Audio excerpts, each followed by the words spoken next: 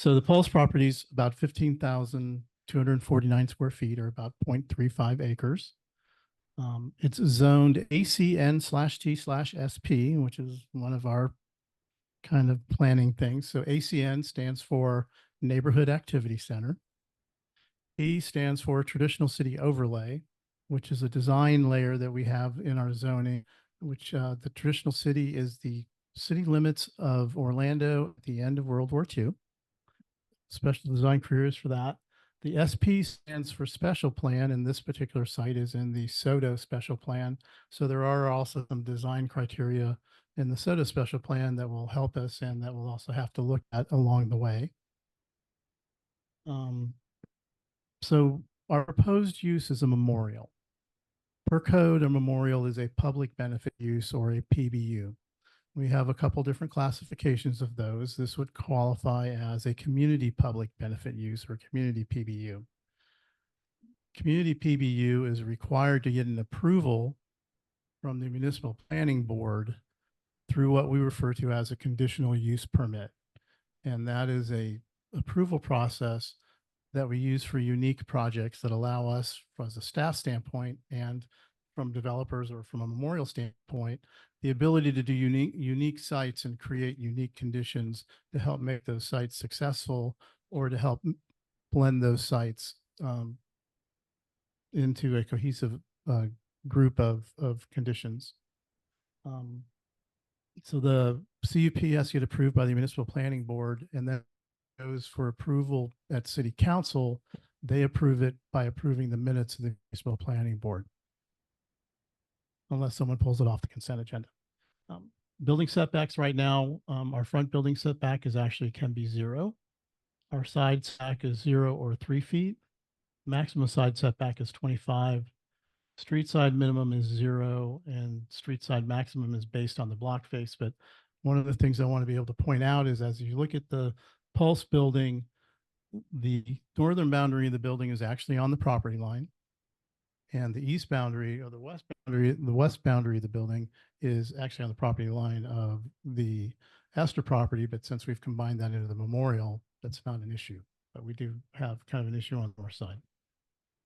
And Doug, I just want to make sure that I'm tracking the dimensions that you're talking about with setbacks and so forth. Those are for the hopeful change that you're trying to get to in terms of a zoning category. Those are building setbacks. Really, so it has nothing to do with the zoning. It does have to do with the zoning. It primarily applies to the structures, but again, we're talking about a memorial. Right. We will probably have some structures. I'm not sure we're going to have something at 0 feet on Orange Avenue. We don't know yet, but we can go as close as 0 feet. Go ahead, Tommy. Are these measuring only the Pulse corner, not including the Esther property?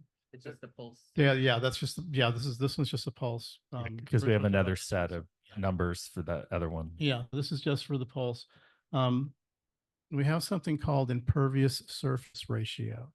So an impervious surface is a surface that water will not percolate through.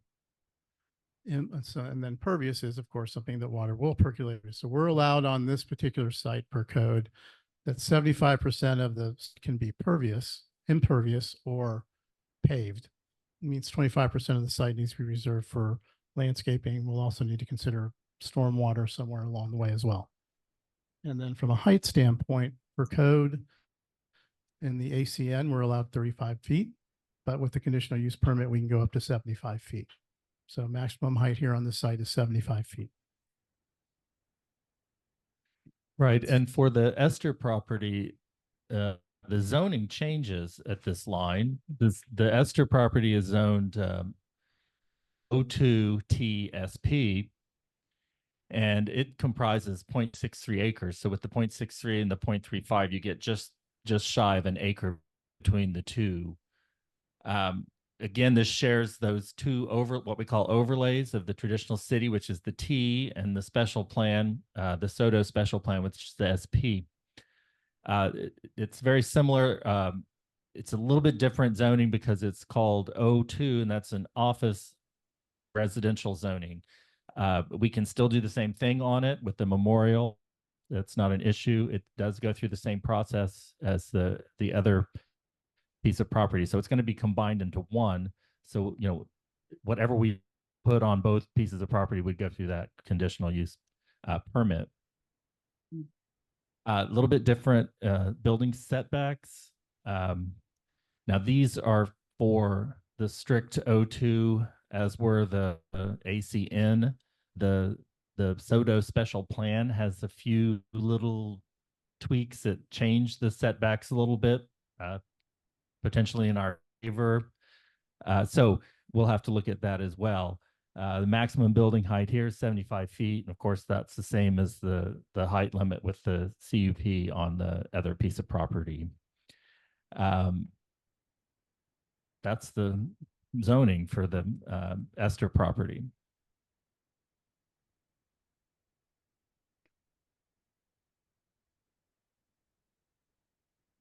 PJ, there we go. We go back and we look at the Pulse site. The Pulse building, according to the Orange County property appraisers, is a 2-story concrete block building. That's really not accurate. It's a 1-story building. It just happens to have a section in the middle that's 24 feet tall. That taller section was installed. It is the override area for the stage and the dance floor lighting and sound system. So it's just a higher ceiling in that area. The property appraisers rarely go inside the building. They just saw 24 feet, so they assume 2 stories based on 24 feet, but it is a single-story concrete block building. The area that you see noted as a deck area is a simple roof over the top of an outdoor bar area. The real building is that darker shape with the heavier thick line. That is actually the concrete block structure. You can see on the south side where the waterfall feature was. And then also, we've always maintained where the sign is located on the site as well. This is depicting the walls and everything from the current temporary memorial that's on site. And I did want to point out that this fence, which is what surrounds the western portion of the temporary memorial, the gravel area and the walls, that's actually, you can see pretty far onto the Esther property. So the Esther property has a 1-story concrete block building, which has about 4,000 square feet. It was built in 1982. It's been reused up until fairly recently as medical offices. It's got a total of 24 parking spaces on it. It's entered off of Cayley. It's got some fairly nice trees around the parking lot. Again, those trees in the parking lot were also added in about 1982. And then when you get to the farthest south portion of the lot, you've got just a green grassed area, kind of like more of a passive area. And the qualities of the site change dramatically when you get back in this portion of it. It gets very quiet. It's much more, you don't hear nearly the sounds that you do from the other areas. And I think one of the things that becomes important about being able to add the Esther property is it gives us an entrance off of Cayley, which gives you an approach to the Pulse site that could be a passive approach as opposed to having to walk into the Pulse site on Orange Avenue or having to walk up Esther. So again, the ability to create that ambiance through the Esther property and into the Pulse site as we start to think about the design of a memorial. Right. Yeah. So this is just a simplified version of the site plan that we've created. When we get further down the road and we start talking about design and site layout and where we want to put things, you can see where the parking lot layout is, where the building footprints are, and then still have a blank site to work across. And then we've done the same thing with the Pulse site. Ooh, different buttons.